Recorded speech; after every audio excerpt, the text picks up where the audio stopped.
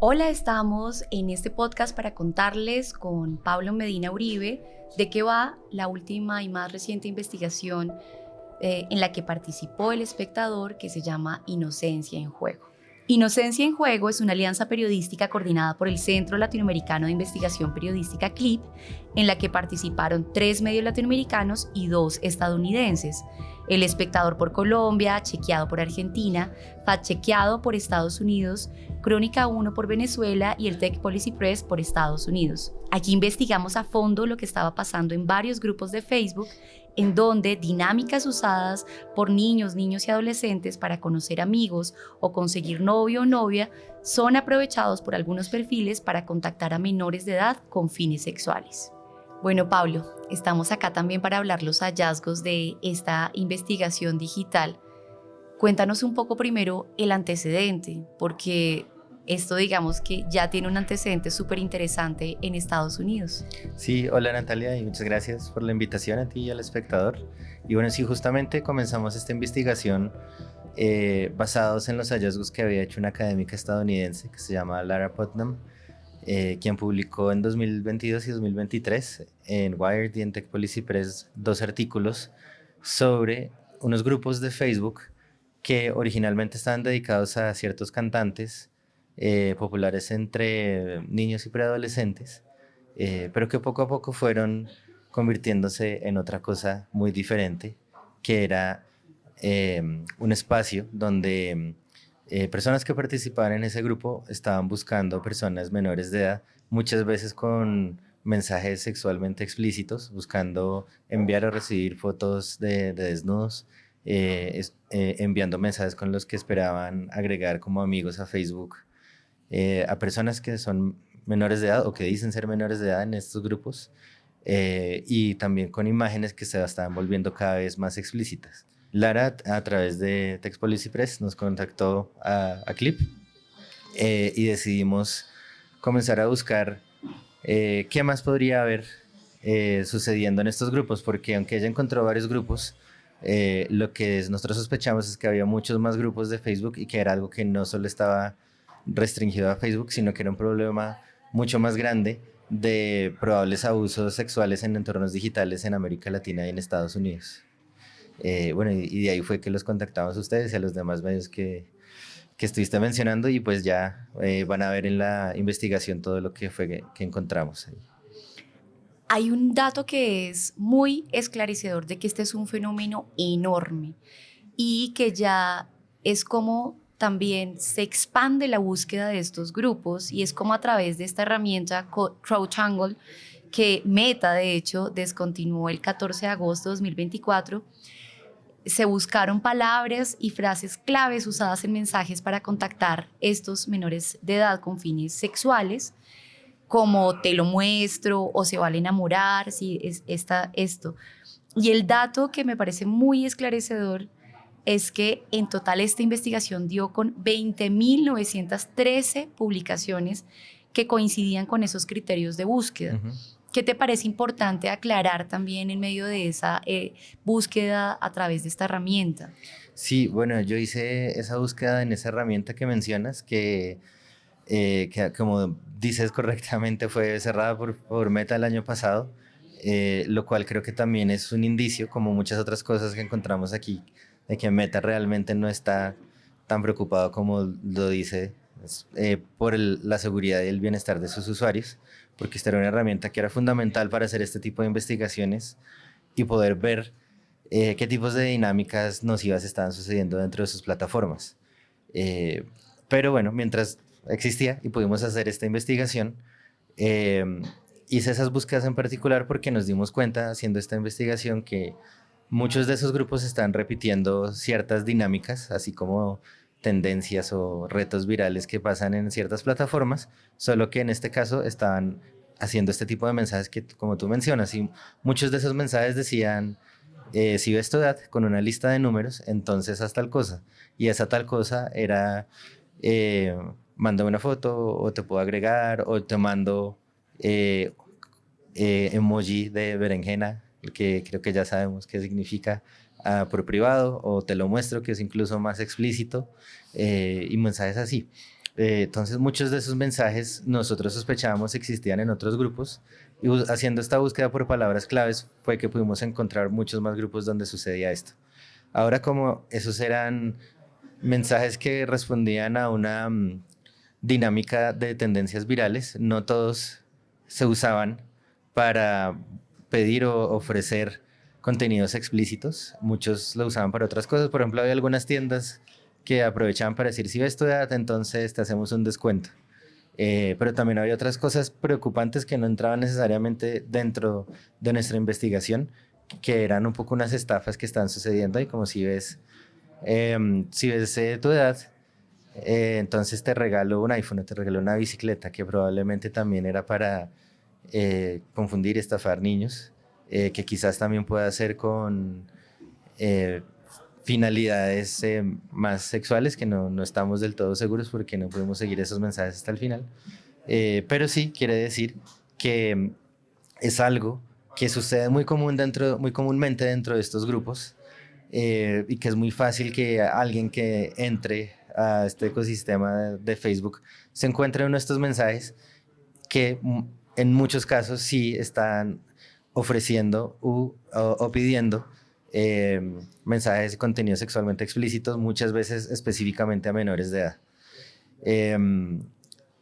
Y bueno, y además es algo que vimos que sucede por todos los países de Latinoamérica. Otro de las dinámicas que se usan es no es poner los números, sino poner como dime el país de dónde eres, o si ves la bandera de tu país, responde.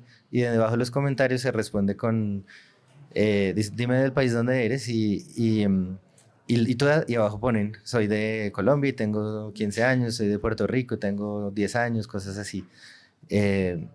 Lo que sí nos hizo mostrar pues que el fenómeno, como sospechamos, era mucho más grande de lo que había encontrado Lara al principio. Uh-huh.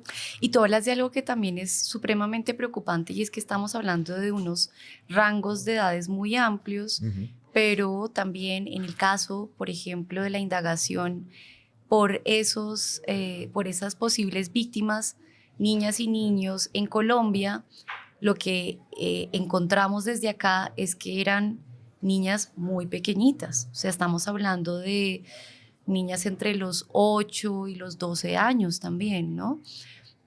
Y en esa medida, en esa conversación y en esa indagación y en hacer el seguimiento de estos perfiles, por ejemplo, en Colombia, tú también empiezas a notar que hay un fenómeno muy tremendo y es que las posibles víctimas son especialmente niñas y mujeres. Sí. Es decir, sí son retos que están un poco direccionados en algunos casos, como decimos, de estos perfiles, a buscar contenido sexual explícito de niñas y jóvenes, pues de sexo femenino en estas redes, ¿no? Sí.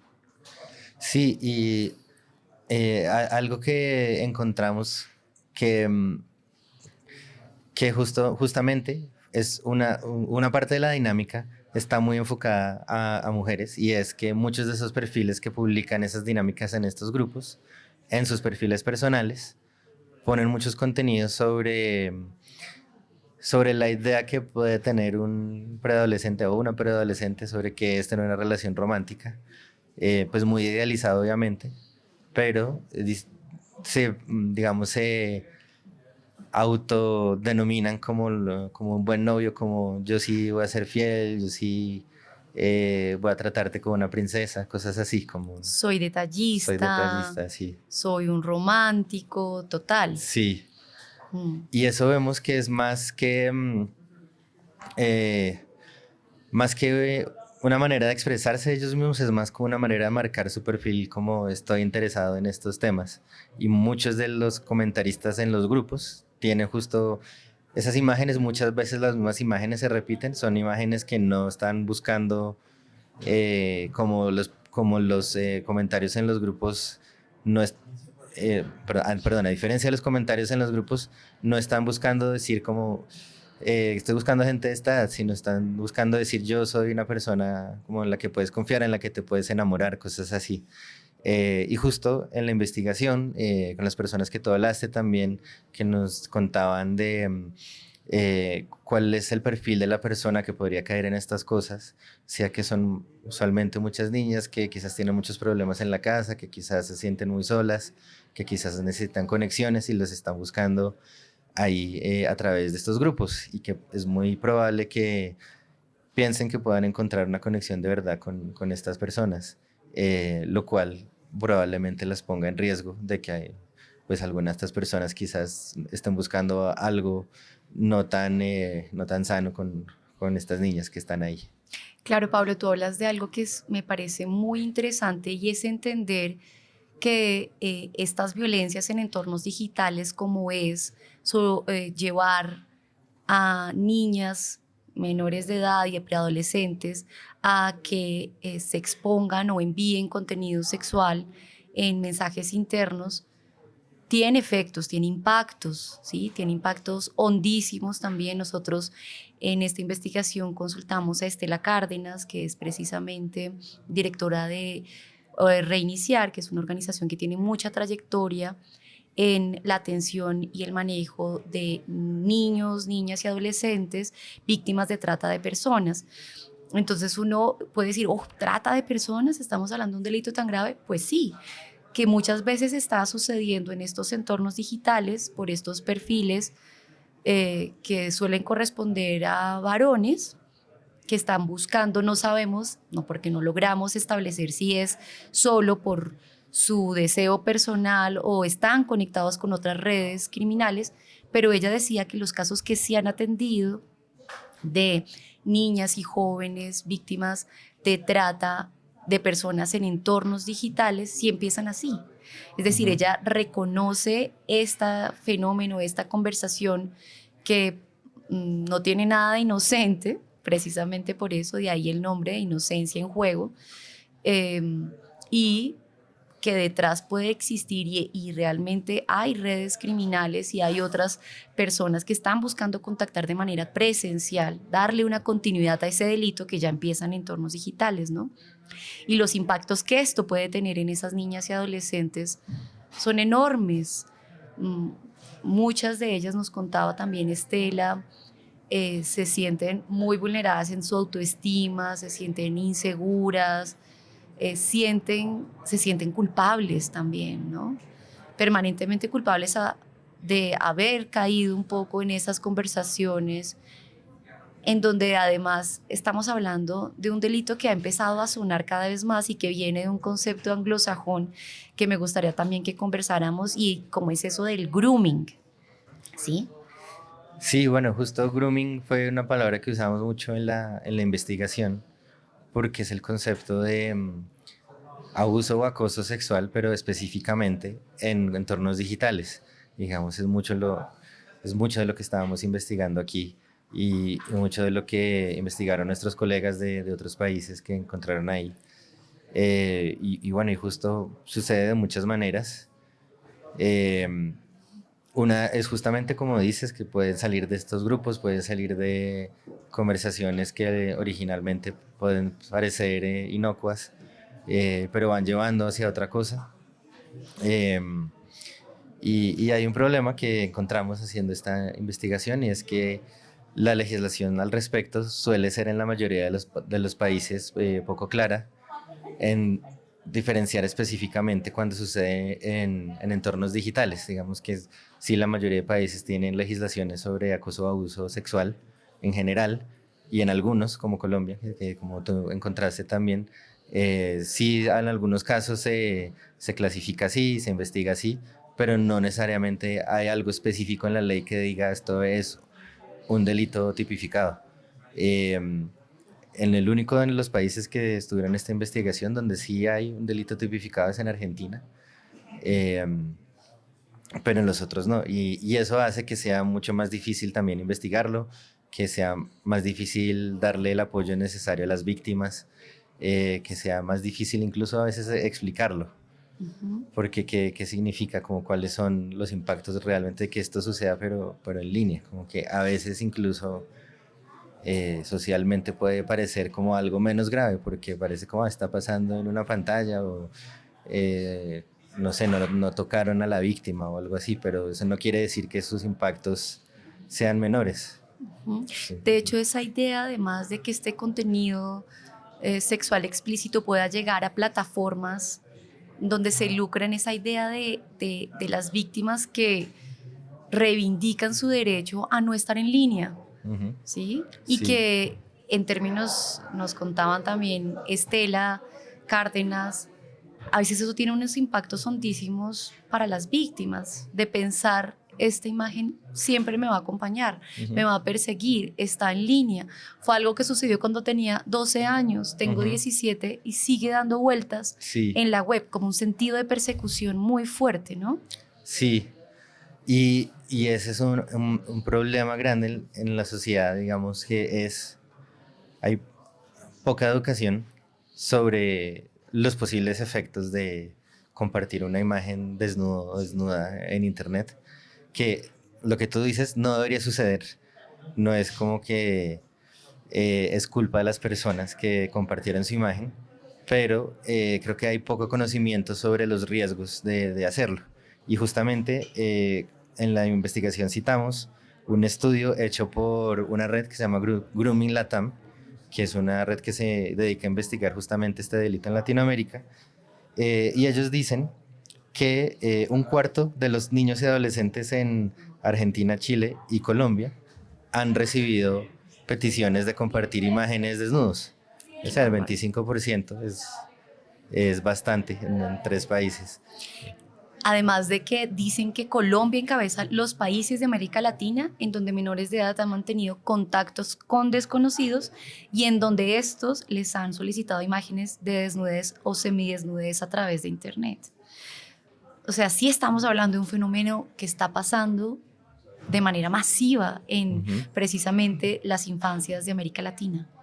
Sí, y es un problema con muchas aristas, ¿no? Porque también depende mucho de, pues lo que decíamos antes, de qué tanta compañía tienen o qué tanto cuidado pueden tener. En muchos casos, debido a la situación económica, cosas así, quizás sus papás no pueden estar tan presentes. Pero al mismo tiempo hay mucha conectividad y cada vez más en América Latina, pero es una conectividad que es limitada. Por ejemplo, la mayoría de personas en Colombia que usa Internet lo usa a través de datos móviles. Y los datos móviles en Colombia pueden estar restringidos a ciertas aplicaciones, porque el plan de datos dice te puedes tener Facebook gratis, por ejemplo, puedes tener TikTok gratis.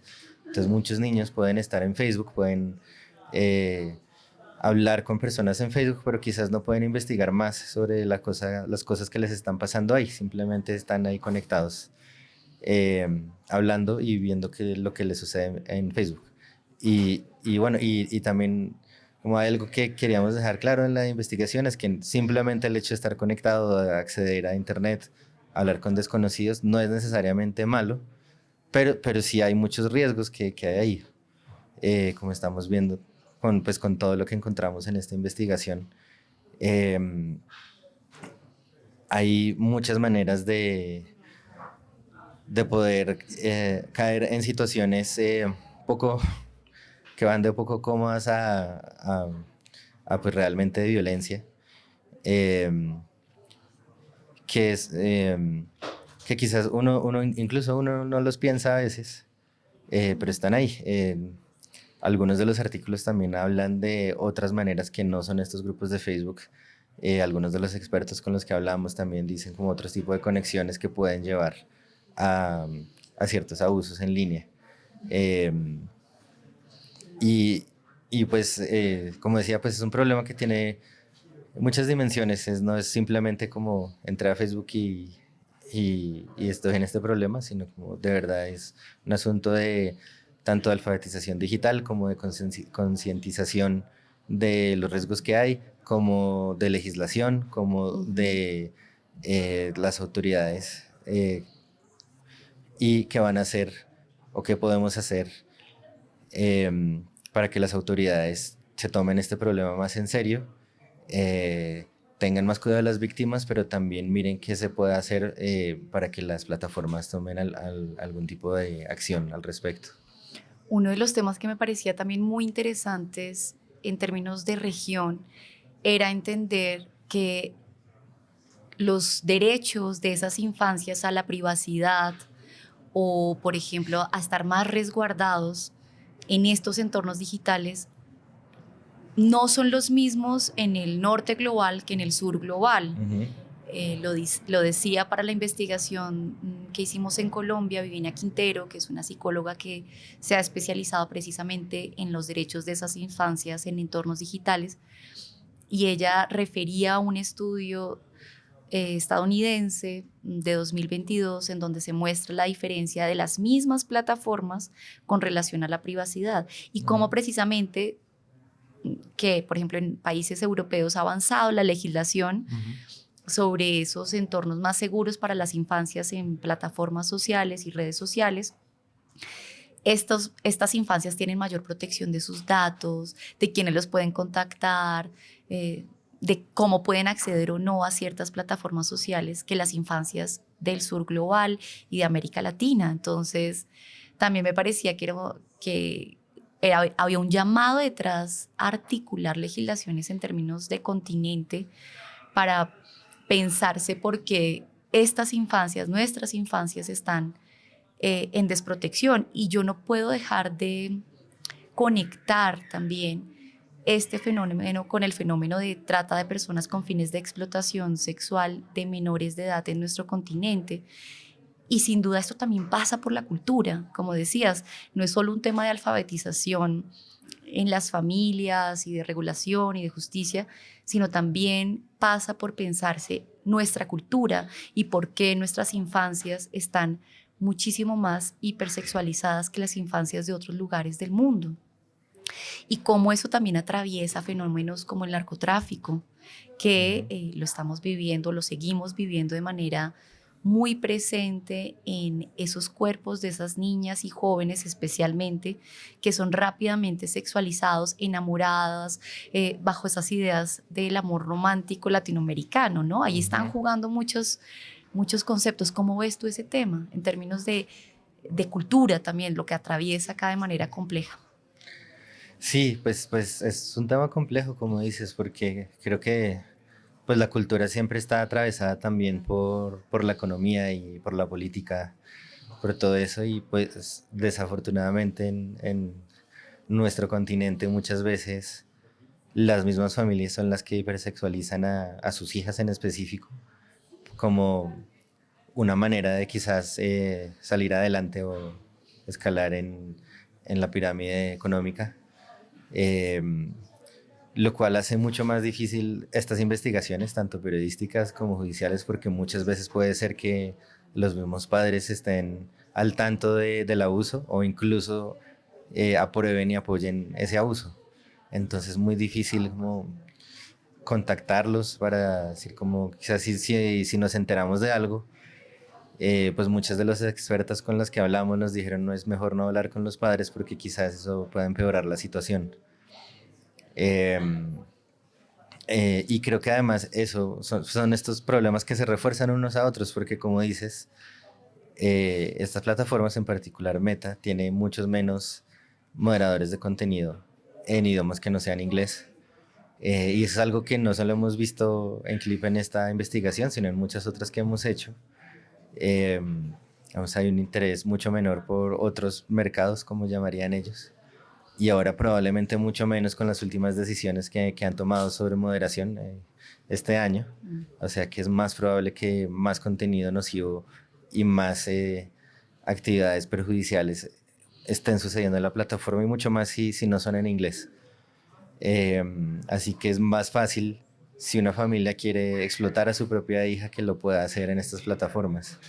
O una red criminal, o bueno, en fin, o sí. incluso pequeños depredadores aislados, es decir, el fenómeno se sale completamente del control. Y tú dices algo que también es muy tremendo, y es cómo también estas plataformas, al no tener sus lugares de control, porque están en otros países, por ejemplo, en este caso, concretamente en Estados Unidos, se dan las licencias de, en ocasiones, no contestar los requerimientos de justicia de países del sur global, sí, como nos lo confirmaron en Colombia, la Fiscalía diciendo, para nosotros a veces es muy difícil hacerle seguimiento y empezar investigaciones concretas sobre posibles delitos digitales que suceden en estas plataformas sociales como Facebook o como TikTok o como, porque específicamente con el caso de Facebook, Meta no responde a los requerimientos de justicia, como que no se lo toman en serio, ¿no? Sí, sí,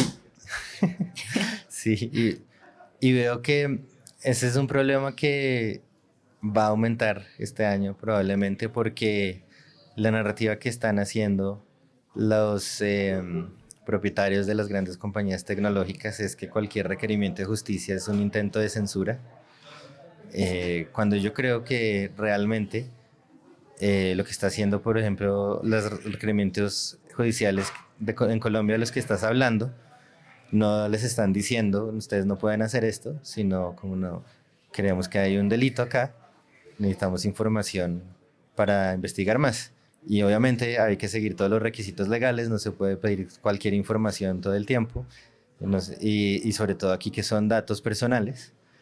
Pero si uno lo piensa como que una plataforma de red social es en parte un medio de comunicación, si alguien llegara, por ejemplo, aquí a este periódico, alguna autoridad judicial llegara con cierto requerimiento judicial que dicen, nosotros creemos que tal persona está cometiendo tal crimen y quizás ustedes tengan información, si cumple con los requisitos legales, pues aquí les dirían, bueno, está bien, les podemos compartir la información. Pero además estamos dejando operar a las plataformas de redes sociales casi que sin ningún freno. Los periódicos, las emisoras de radio, los canales de televisión, todos tienen alguna forma de regulación, porque si no podría haber contenidos nocivos todo el tiempo, contenidos que fueran dañinos para la sociedad todo el tiempo. Y eso igual siempre es como una discusión complicada, como hasta dónde se puede regular cuáles contenidos puede haber, pero creo que en este caso sí es muy claro, como hay muchas cosas de las que vimos ahí que son evidentemente peligrosos para los niños y adolescentes que lo están consumiendo. Ya digamos, por ejemplo, más específicamente, háblanos un poquito de ese usuario venezolano con 4 perfiles para buscar a menores de edad en Facebook. ¿Y por qué lo menciono? Hace parte de la investigación precisamente de la colega de Venezuela, pero hay algo que me parece muy interesante y es también lo que está revestido de engaño, ¿no?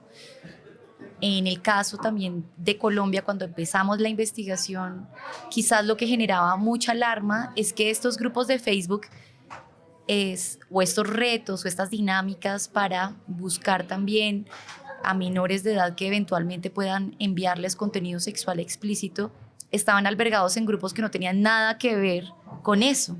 ¿Sí? A mí uno que me parecía supremamente preocupante era el de fondos para mejores amigas. Sí. Fondos de pantalla para mejores amigas, un tema que nada que ver. O sea, si yo como madre le digo, ¿y qué estás haciendo? No, estoy en un grupo de fondos para mejores amigas. Yo digo, ok, no pasa nada. Sí. Pero aquí era donde se estaban compartiendo estos retos que sin duda estaban buscando en algunos casos contenido sexual explícito de menores de edad. Entonces, hablemos específicamente de ese caso que me parece súper interesante. Sí, nuestros colegas de Crónica 1 en Venezuela encontraron una persona que tenía, si no estoy mal, son 6 perfiles diferentes de Facebook, con algunas variaciones de su nombre, pero también uno de ellos se hacía pasar por una mujer adolescente atractiva, que además tenía muchos amigos en Facebook, como más de 1000 amigos en Facebook, y también publicaba en estos grupos como diciendo, agrégame, seamos amigos, digamos, buscando personas que pudieran estar atraídos a la foto que había puesto ahí. Y a través de sus otros perfiles, era moderador y administrador de varios de estos grupos. Creo que era alguno parecido llamado parecido al que tú mencionas, o fondo de pantalla o algo así, y otros que se llaman novios o novios y amigas o cosas así. En esos grupos, a través de sus varios perfiles, publicaba esos mensajes de si ves tu edad, entonces tal cosa, pero nunca respondía a los comentarios. En los comentarios, en cambio, respondía otra persona u otro perfil que al parecer correspondía a su novia, que parece ser menor de edad además, y esta persona no es menor de edad. otra persona. Pero la novia respondía ahí y luego no sabemos qué sucedía, pero pues parecía haber como una actividad coordinada entre esos varios perfiles para contactar a más personas menores de edad en Latinoamérica. Que esa es una forma además muy afincada en el fenómeno de trata de personas con fines de explotación sexual. Y es como muchas niñas y jóvenes que también pudieron ser víctimas del delito, son quienes buscan a otros menores de edad y otros jóvenes, ¿no? Sí. Y les hacen parte también ahora un poco de lo más general, no solo son posibles víctimas, sino que ahora también buscan a otros menores y otras menores de edad con esos fines, ¿no? Sí, sí, y es bien curioso que esta persona tenga tantos perfiles nuevos, diferentes, y con algunos de esos perfiles los usaba como para otras cosas que no tenían nada que ver con esto, como promocionar links a páginas para descargar contenidos piratas. Tenía unos tutoriales en unos videos sobre cómo instalar programas piratas, cosas así. Pero luego iba creando nuevos perfiles. También, por lo menos en ocasión, porque tenía un perfil con una novia nueva. Entonces, digamos que antes salía esos mensajes de los que hablábamos antes de soy un gran novio y como tengo un gran amor romántico por mi novia, tenía todas las fotos con ella haciendo cosas muy estereotípicamente románticas, pero luego entonces creó un nuevo perfil para mostrar una novia diferente. Y pues desde esos perfiles maneja muchas cosas diferentes, pero la cosa también que me impactó mucho es que en todos sus perfiles, así como muchos de los otros perfiles de comentaristas que vimos, tiene más de 1000 amigos, que hay algo bien particular, pero también muestra que sí es cierto que esas dinámicas de agrégame en esos grupos están funcionando porque tienen muchos amigos en el sentido de Facebook, de como contactos agregados.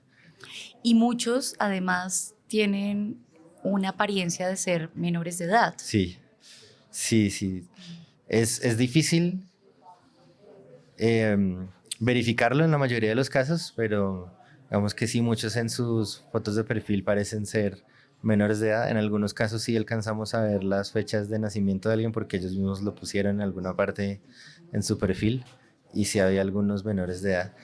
Que puede ser también que sean algunos de ellos simplemente adolescentes pasando el tiempo, como que no haya nada más pernicioso detrás de eso, pero también creo que eso genera, digamos, un ecosistema de mensajes donde los niños y adolescentes y las niñas y adolescentes que están ahí se confían, y justo los grupos de explotación y acosadores individuales, cosas así, aprovechan para venir ahí.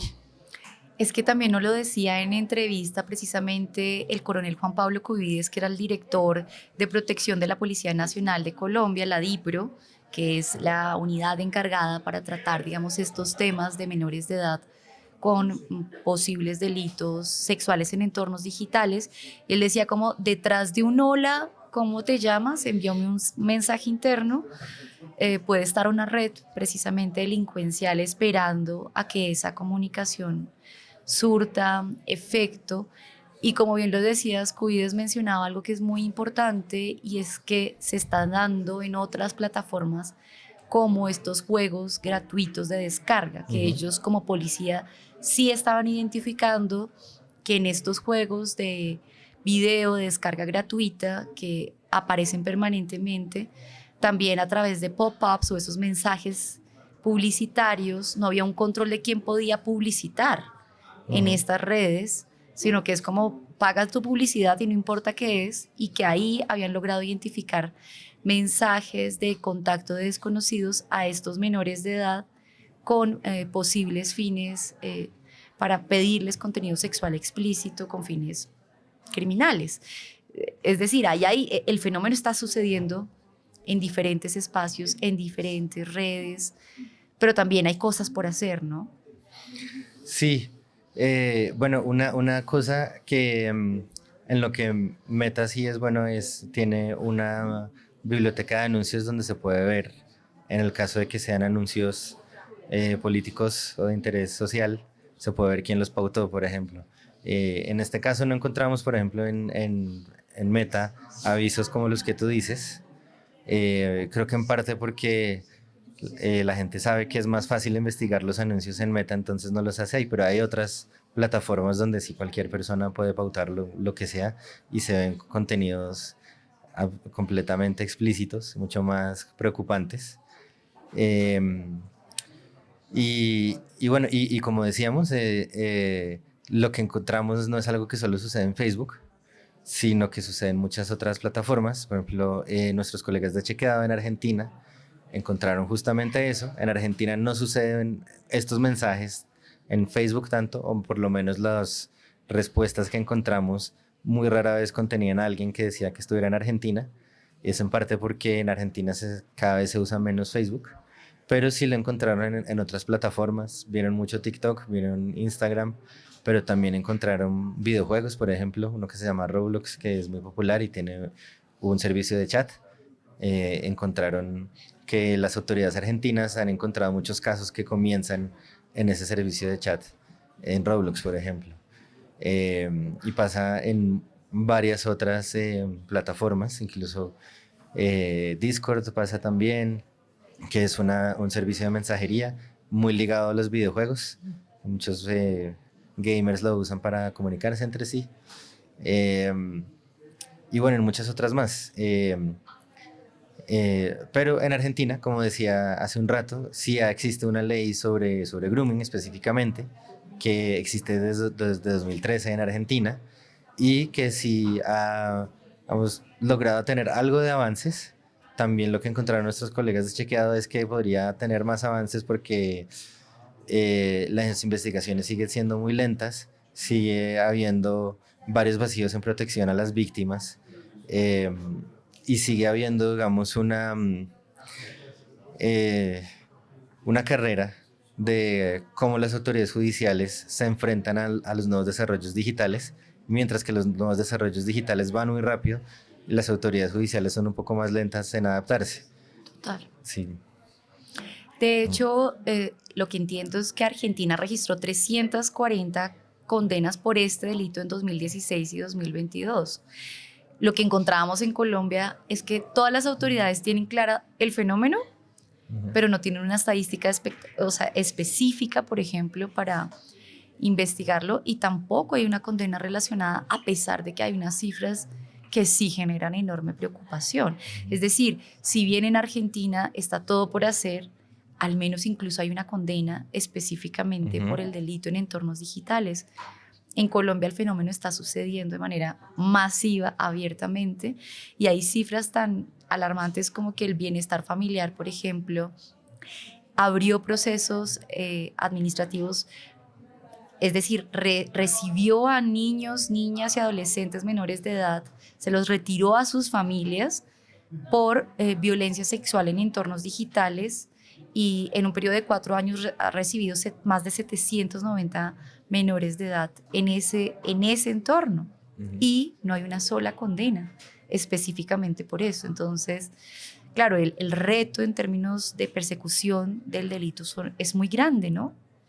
Sí, y bueno, y vuelve a lo que hablábamos un poco al principio, y es que justamente falta esa claridad en las leyes sobre qué pasa cuando es específicamente algo digital. Que creo que todos que hicimos esta investigación, como que fuimos dando cuenta que comenzamos esto diciendo, bueno, vamos a hacer una investigación sobre acoso y abuso sexual, y teníamos unas ideas quizás preconcebidas sobre cómo funciona esto, qué es esto. Lo fuimos avanzando y vimos, bueno, pero el asunto importante de esto que estamos viendo es que es digital, que pasa en línea, y eso pues cambia muchas dinámicas, incluido que, como decíamos antes, no hay, por lo menos en Colombia, una manera clara de tipificarlo, como decir, si esto pasa en redes sociales, qué es lo que debería pasar judicialmente, qué es lo que debería pasar con la víctima, qué es lo que debería pasar, que apoyó tanto a ellos como a sus familias, etcétera, etcétera. Entonces, es claro que cada vez esto está sucediendo más, desafortunadamente, porque pues, desde hace mucho tiempo y cada vez más estamos más conectados todo el tiempo, entonces ahí van a seguir sucediendo cosas que no quisiéramos que sucedieran. Pero entonces creo que la investigación deja una pregunta abierta y es que, ¿qué podemos hacer al respecto? Tanto desde el periodismo, como desde la sociedad civil, como desde las autoridades judiciales, etcétera, etcétera. Como que hay aún muchas cosas inciertas sobre este tema. Total, Pablo. Pues esta es una apertura de esta investigación, Inocencia en Juego. Por favor, profundicen en este tema porque pasa por eso, ¿no?